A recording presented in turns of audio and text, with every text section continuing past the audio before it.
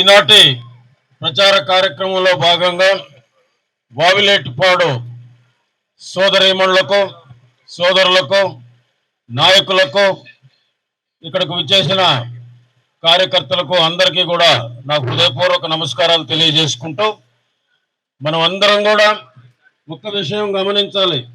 ఎన్నికలని 5 సంవత్సరాలకు ఒకసారి వస్తాయి. ఆ ఎన్నికలప్పుడు మనం వేసే ఓటు చాలా అత్యంత విలువైనది. ఆ ఓట్ల ద్వారానే నాయకులు ఎన్నుకోబడతారు. 5 ఏళ్ళు వాళ్ళ పరిపాలనలో మనం ఉండాల్సి వస్తుంది. మంచి వాళ్ళని ఎన్నుకున్నట్లయితే 5 ఏళ్ళు మీరు సుఖశాంతులతో అభివృద్ధితో ఉండొచ్చు. అదే పొరపాటున దుర్మార్గులను కానీ ఎన్నుకుంటే 5 సంవత్సరాల శిక్ష అనుభవించాల్సి ఉంటుందని కూడా ఈ సందర్భంగా తెలియజేసుకుంటూ, మన ముఖ్యమంత్రి జగన్మోహన్ రెడ్డి గారు ఎన్నికలకు ముందు ఏమైతే చెప్పాడో అవన్నీ కూడా చేయడం జరిగింది. ప్రతి కుటుంబానికి ఆర్థికంగా మేలు చేకూర్చిన ఏకైక ముఖ్యమంత్రి జగన్మోహన్ రెడ్డి.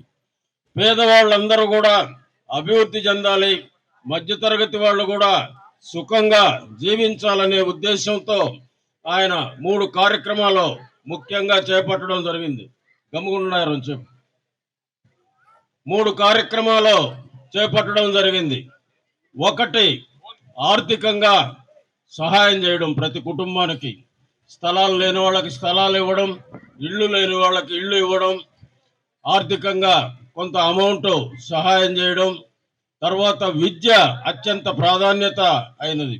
ఏ కుటుంబంలో అయితే పిల్లలు చక్కగా చదువుకొని అభివృద్ధిలోకి వచ్చి ఉద్యోగాలు చేస్తారో ఆ కుటుంబాల పరిస్థితే మారిపోతుంది. మీరందరూ కూడా చూసి ఉంటారు. ఏ కుటుంబంలో అయితే బాగా చక్కగా చదువుకొని పిల్లలు ఉద్యోగాలు చేస్తున్నారో ఆ కుటుంబాల పరిస్థితి చాలా మెరుగ్గా ఉంటుంది. దానికి ప్రాధాన్యతనిచ్చి గవర్నమెంట్ స్కూల్స్ అన్నీ కూడా మార్పులు చేసి పిల్లలు చక్కగా చదువుకునే దానికి ఇంగ్లీష్ మీడియం ప్రవేశపెట్టి వాళ్ళకి మంచి డ్రెస్సులు, మంచి ఆహారం, వాళ్ళ తల్లుల ఖాతాల్లో డబ్బులు వేయడం, ఇవన్నీ కూడా పిల్లలు చక్కగా చదవాలని చెప్పి ఈ కార్యక్రమాన్ని ఏర్పాటు చేశాడు. అంతేకాకుండా ఆరోగ్యపరంగా పేదవాళ్ళు ఖర్చు పెట్టుకోలేరు, ఏదైనా పెద్ద జబ్బులు వస్తాయని చెప్పి 5 లక్షలున్న ఆరోగ్యశ్రీని 15 లక్షలు చేయడం జరిగింది.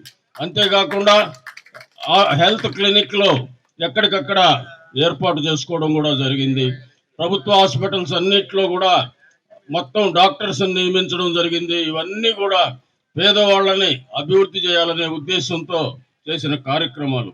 మీరందరికి కూడా కుటుంబాల్లో మేలు జరిగిందా లేదో ఒకసారి ఆలోచించండి.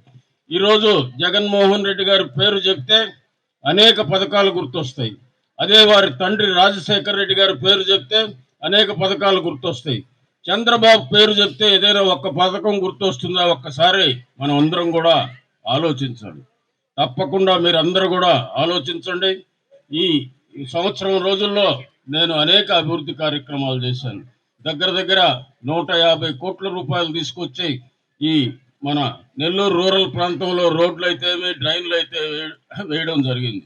అదేవిధంగా గతంలో నేను ఇక్కడ మీకు శాసనసభ్యుడిగా కూడా పనిచేశాను. ఇది సర్వేపల్లి ప్రాంతంలో ఉన్నప్పుడు ఆ సర్వేపల్లిలో దగ్గర అనేక కార్యక్రమాలు చేశాం. పోర్టు తీసుకొచ్చాం, పవర్ ప్లాంట్స్ తీసుకొచ్చాం, అనేక ఆయిల్ ఇండస్ట్రీస్, ఇతర ఇండస్ట్రీస్ తీసుకొచ్చాం. ఈరోజు అక్కడ దగ్గర 30,000 మంది పనిచేస్తూ ఉన్నారు. అందువల్లనే మన ప్రాంతం అంతా కూడా వేగంగా అభివృద్ధి చెందుతుంది. గతంలో 1,00,000 రూపాయలు విలువ చేసే పొలాలు ఈరోజు కోట్లలోకి పోయినాయి అంటే కేవలం ఆ రోజు నేను చేసిన అభివృద్ధిని మీరందరూ కూడా గమనించాల్సిన అవసరం ఉంది. కాబట్టి మీరందరూ కూడా ఒక్కసారి ఆలోచించండి, ఎవరైతే మనకి మేలు చేస్తారని. మన నెల్లూరు రైల్వే స్టేషన్ 80 సంవత్సరాల నాడు కట్టింది. దాన్ని ఆధునీకరించడానికి కేంద్ర ప్రభుత్వంతో మాట్లాడి 100 కోట్లు తీసుకొచ్చాం. హైవే మీద 2 పెద్ద బ్రిడ్జిలు తీసుకొచ్చాం. మినీ బైపాస్లో 2 బ్రిడ్జిలు తీసుకొచ్చాం. ఇట్లా ఎక్కడ వీలుంటే అక్కడంతా కూడా డబ్బులు తీసుకొచ్చి అభివృద్ధి చేయడం జరిగిందని కూడా ఈ సందర్భంగా తెలియజేసుకుంటూ, మీరందరూ కూడా మంచి మనసు చేసుకొని అటు జగన్మోహన్ రెడ్డి గారిని ముఖ్యమంత్రిగా, నన్ను ఎమ్మెల్యేగా, విజయసాయి రెడ్డి గారిని ఎంపీగా ఆశీర్వదించవలసిందిగా కోరుతున్నాను. ఎందుకంటే ఒక్క తప్పు చేశామంటే 5 ఏళ్ళు మనం దాన్ని అనుభవించాల్సి ఉంటుంది. కాబట్టి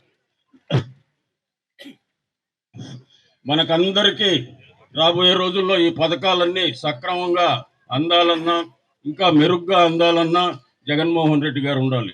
అదే చంద్రబాబు నాయుడు గారు గాని పొరపాటున వస్తే ఈ పథకాలు చాలా తగ్గిపోతాయి. ఈ పథకాలు మనకు అన్నిటి కూడా చక్కగా అందాలంటే జగన్మోహన్ రెడ్డి గారిని మీరు తిరిగి ఆశీర్వదించాలని కూడా కోరుకుంటూ మీ అందరి వద్ద సెలవు తీసుకుంటున్నాం. జై జగన్, జై జగన్, జై జగన్.